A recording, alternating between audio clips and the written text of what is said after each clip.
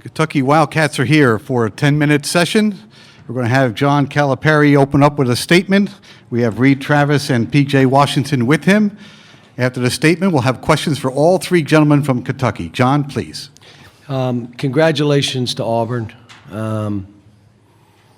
Did what they had to win the game. They played aggressive. They played tough. They bumped, and it was a grinding kind of game. Two of their guys had 50 points. You think about that.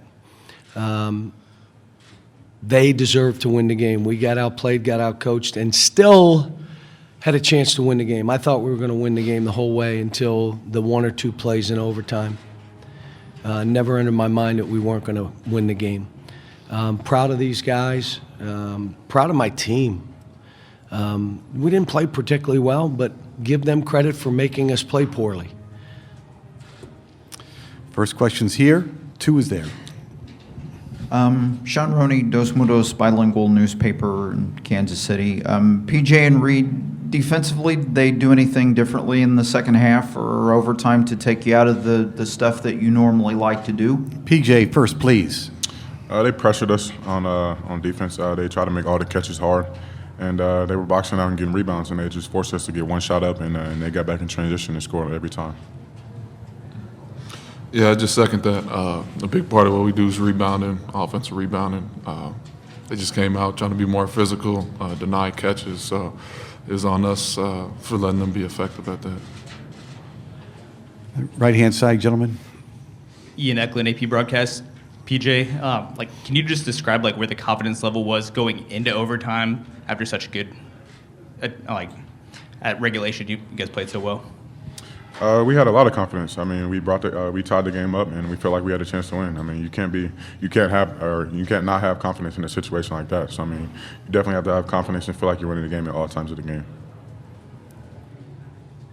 Chase Campbell, Kentucky Colonel. John, what went into the decision to keep Ashton Hagans at point guard, especially as he kept turning it over?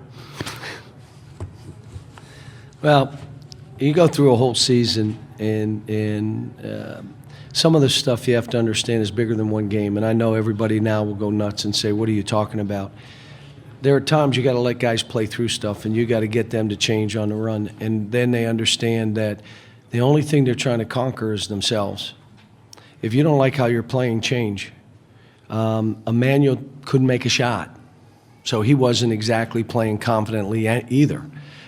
We put Jamal in, and he got scored on a few times right there and fouled we didn't, and I felt comfortable with Ashton. I know he was turning it over, and, but, Tyler, and we just, guys didn't play well, and I want to tell you that I got to give Auburn credit for really getting up in and bumping and grinding and doing some stuff that got these guys a little off kilter.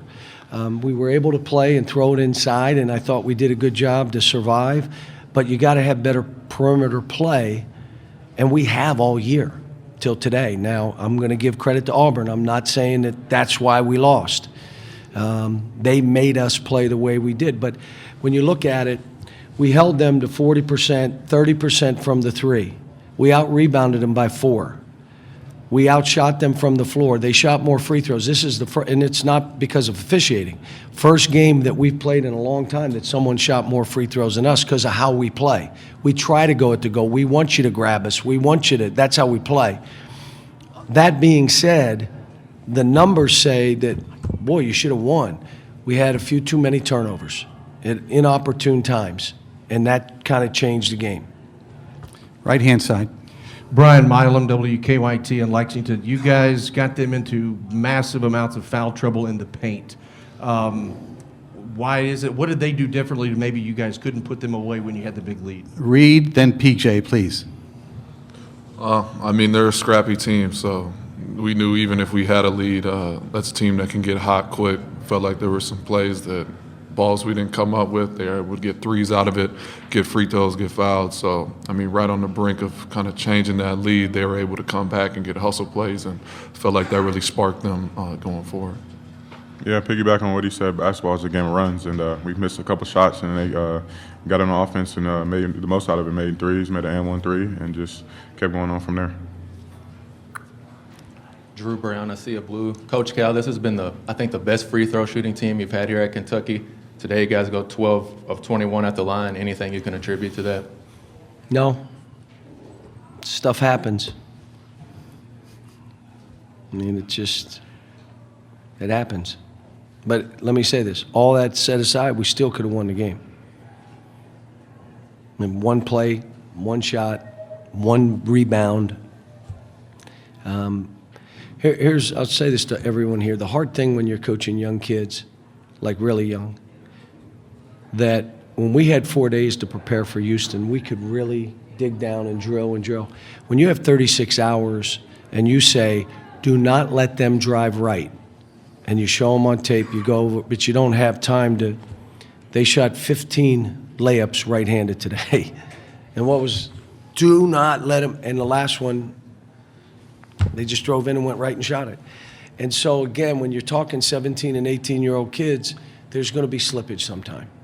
And the same with free throw shooting. Sometimes, you get up against it and you miss some shots. But I'll just tell you, this team, and I'll get off point on this, but what a joy it was to coach this year.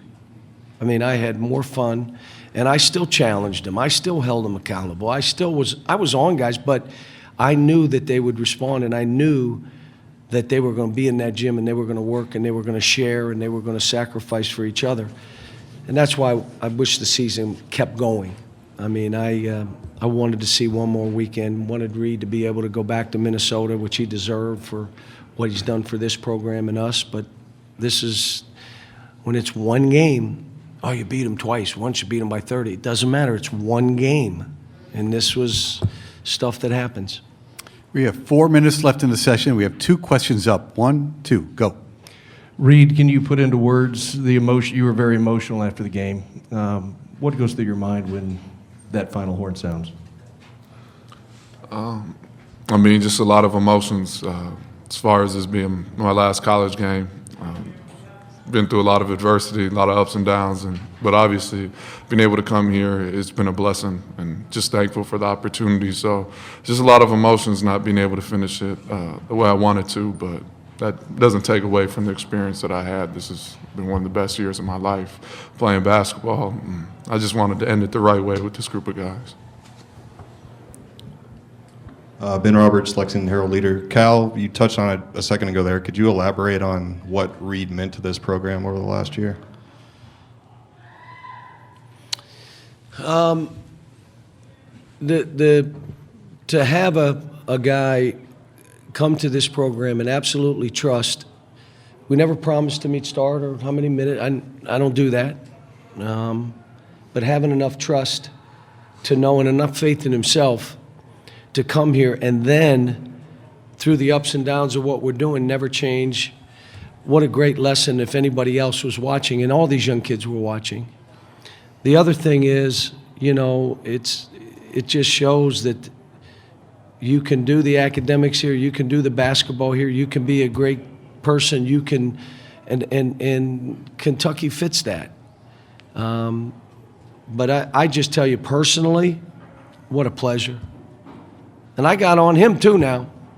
What a pleasure to coach him. He responded, with the injury. I told him, if you can't come back, I'm good. I mean, I'm coming back. And he worked and he did it, and it just stinks. But this is part of sports. I mean, I feel sick for these kids.